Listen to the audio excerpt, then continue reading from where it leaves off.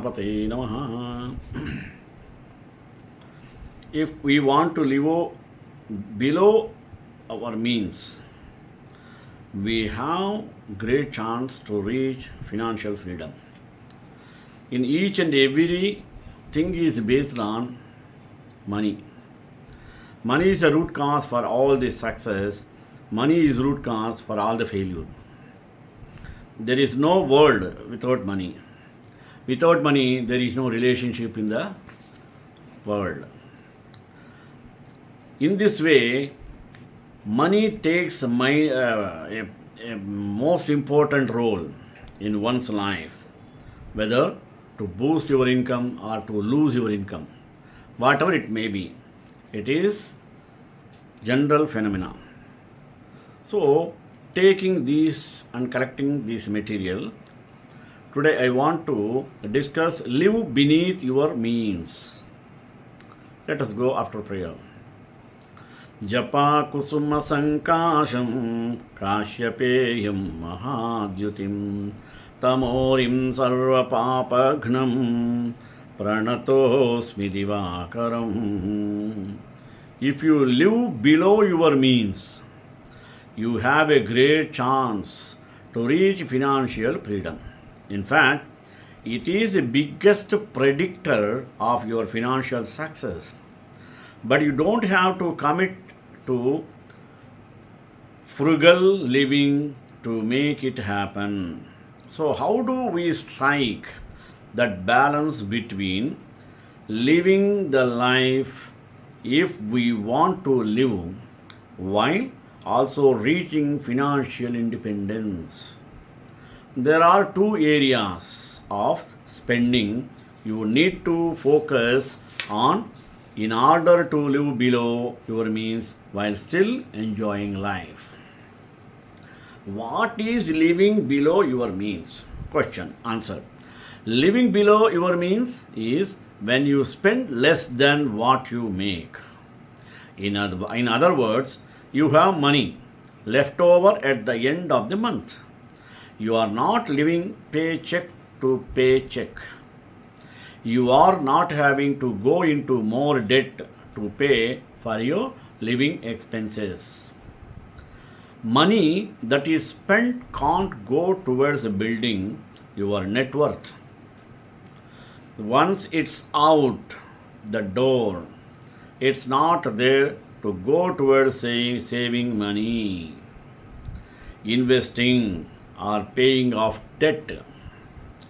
Once a client said it perfectly, spending money is like transferring your wealth to someone else. That's exactly right. You have to ask yourself, is spending this money more important than the short and long term financial goals I want to achieve? Because living below your means is saying yes to having money in the future. Benefits of living your means. There is no question that you will have a brighter financial future when you live below your means. But there are other benefits in life that come from it too, from money. A stronger relationship. How? How much stress is there in your marriage because of your financial situation? How much anxiety comes from feeling like you are financially behind in debt and don't have enough money in your bank account? What that in mind, think about this. How would your relationship with your spouse and with your kids change if those financial stressors were removed? Really take a moment and think about that future.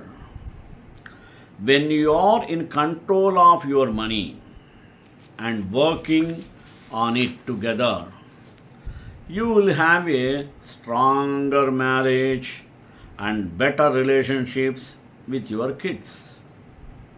Less stress.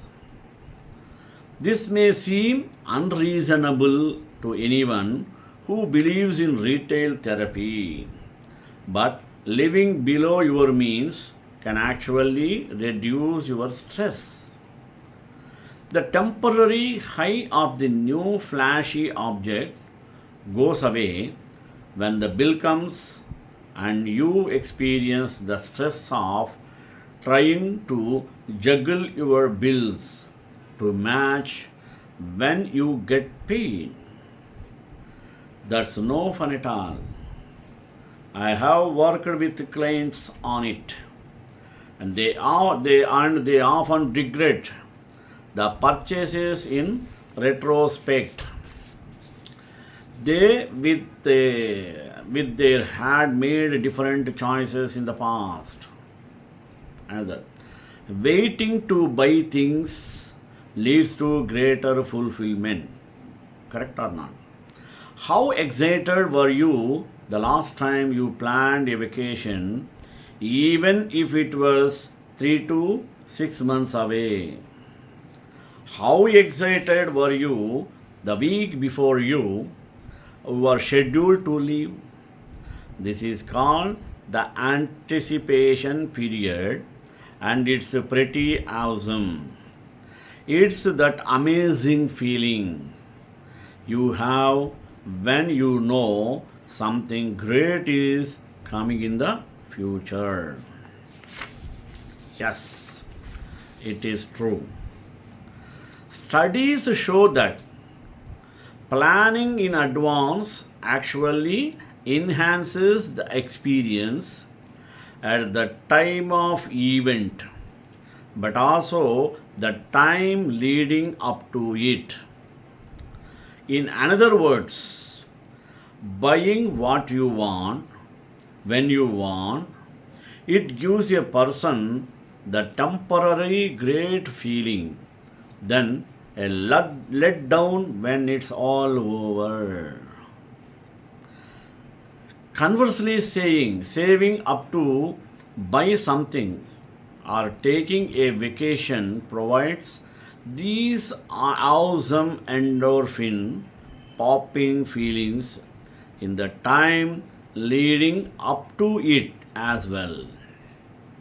Plus, studies show that there is actually greater fulfillment in working towards something and earning it is just getting it quickly without much effort.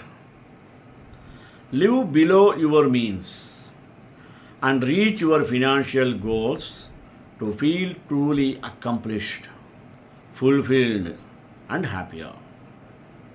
Now, reach your financial goals.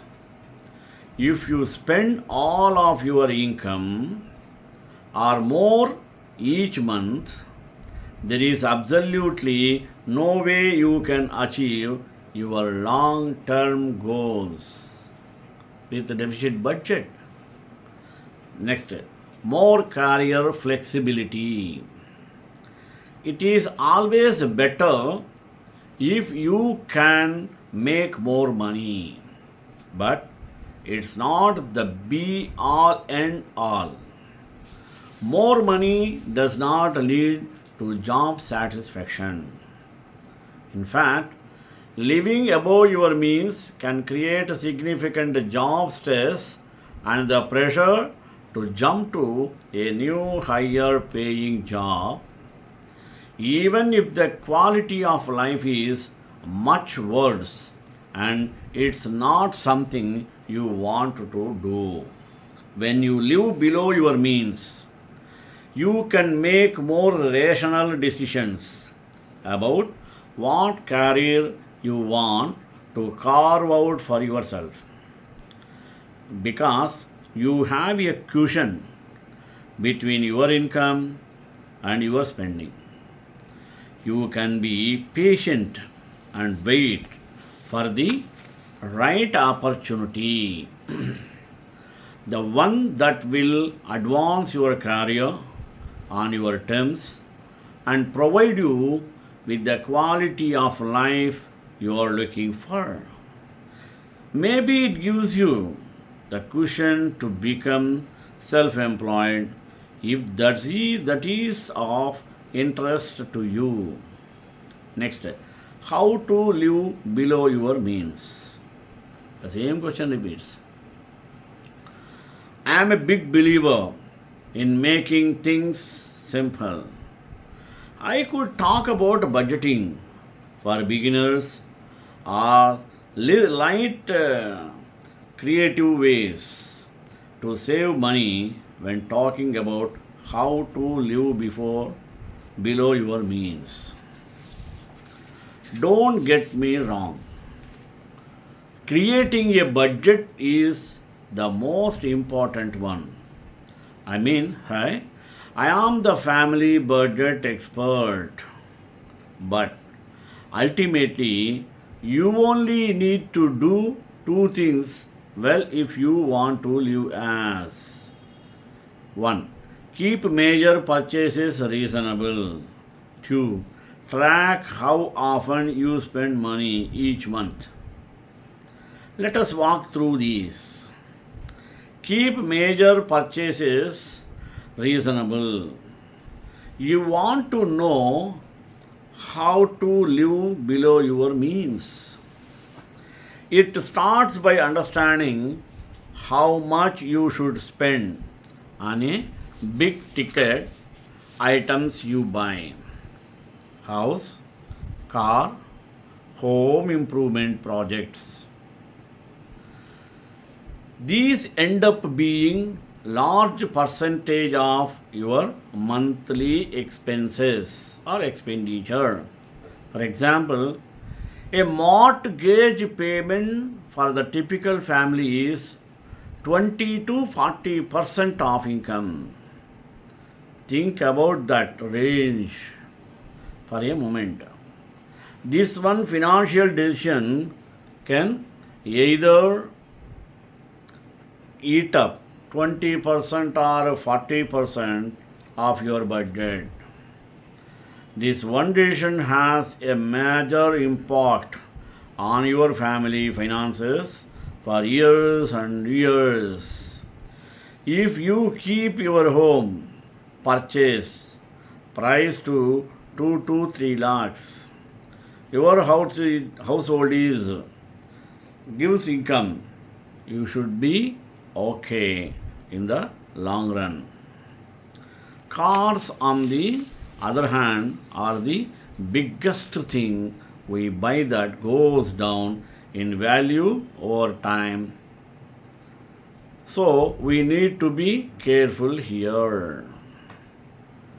Also, auto dealerships are masters at letting you feel comfortable leaving the lot with a more expensive car than you originally intended. A new car will lose 20% of its value within the first year. So, you are paying $1 today for something that will be worth of 0.80.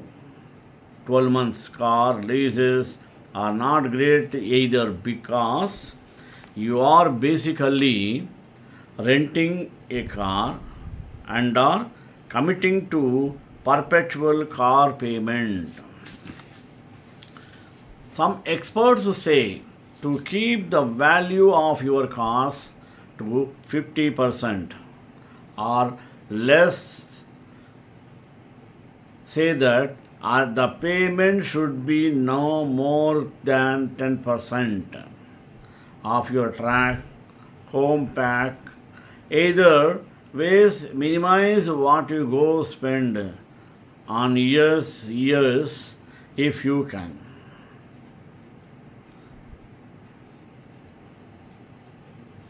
Home improvement projects can get out of hand in a hurry. Often they cost at least 25% more them to estimate and take longer and complete. Many justify this saying that increases the home value. That may be true, but it's not dollar for dollar in most housing markets. Think at home. Improvements such an expense and do an investment. If you want to spend money on your house, more functional for your family. That's great. Go for it. But just to know that taking out of a home equity with until where you want to get relief until you settle the house. Paying too much for these big tech items makes it harder to invest or pay off debt since you are lacking up a big chunk of your monthly spending. Making reasonable major purchases is important not only because they are a big part of your budget, but these are fixed expenses and they are costly to get out of.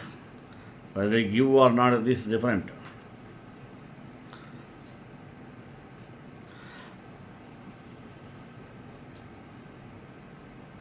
At the same time, if you want to sell a house, you may have to pay 5 or 6% retailer fees to make it happen. That is a big hit too. Like this, whatever you do secretly by the way of your face, we can understand. That's why face is index of mind. Living beneath your means is easier said than done. People often tend to find themselves spending too much money on a year or being house poor. But here are couple tricks that help frame it differently. Being financially responsible is important for your health and your financial life. To live within your means that what you are means that what you spend each other month is called. Then are at least equal to the students. At the same time, money may bring in each and every month. For many people, it's a lot easier said than done. Credit cards, loans, savings, and even every emergency bills allow you to rebuy more things that your income would ordinarily allow. Unfortunately, the kind of lifestyle isn't sustainable and at some time point reckless spending will catch up to you. Learning to live below your means will help you avoid financial crisis or ruin and find the peace that comes with the financial problem. Know how much you make. This is a question. If you want to live within your means, you have to know what your means by mean animal. Ahmad enough to help you live below your means. You need to know the net income that appears on your paychecks, the amount you actually have to spend. You also need to know how often you get paid. So, you can better match the times of your income with your bills. Since most of your bills are paid monthly, you will need to know how much you get paid every month. Multiply with weekly paychecks or by fourfold and bi-weekly paychecks by 2 to get your monthly pay. Spend less money than you bring in. Once you know how much you make, you can focus on reducing your spending to fit your income. If you don't have one already, create a budget to plan your expenses and use it to keep your spending on track. If you have already tried budgeting and it didn't work, try it again. Often you just need to make some minor changes to your budget to get it to be effective. If you want to keep the process simple, try a method called backward budgeting. Write down your income. Then start subtracting each expense you pay each month. If you get to a negative number, then you are spending too much and need to cut back. Next, boost your income. If your expenses are at the bare minimum and you are still spending more money than you make, then you may need to boost your income. If you typically get a tax refund, you may be able to adjust your tax withholding to get more money in your paycheck. You should also make sure you are signed up for the right health, disability, and other economy provided benefits. Finally, you may need to get a higher paying job or even a second job to help make ends meet. Remember, your goal is to live within your means and gain financial freedom. Now, stop relying on credit cards. It's a very, very important point. Using credit cards to pay bills or cover other living expenses is not a way to live below your means. When you plan your budget, completely rule out credit cards as a way to make ends meet. Credit cards are unreliable since your credit card company can decrease your credit limit or even close your credit card at any time without giving you warning. If you are charging more than you are paying, you will eventually run out of available credit. Any interest you have to pay will make it that much harder to live within your means. Next, don't try to keep up with the Joneses or the Hiltons. Means resist the pressure to have the same things as the people around you or worse, the people on television. You may be able to use credit cards and loans to fake wealth for a short period of time, but you will pay it later. You will end up paying more since interest is added to your balance each month. Next, save up for purchases instead of putting them on credit. People often use credit cards for large purchases they can't entirely afford, such as a new television Instead of paying for these purchases on credit, put aside some money each month until you have saved up enough to buy it outright. If you can't afford to buy it, next, build on emergency fund. Having savings that are dedicated to emergencies will keep you from restoring to credit cards whenever you have a financial emergency. An emergency fund of 3 to 6 months of living expense is ideal. But starting out with $100 to $200 will help with some of the minor emergencies from time to time. Use your budget to figure out what you can afford to save each month. Then set up an automatic transfer to make it easier to reach your savings goal. Next, keep your financial future in sight.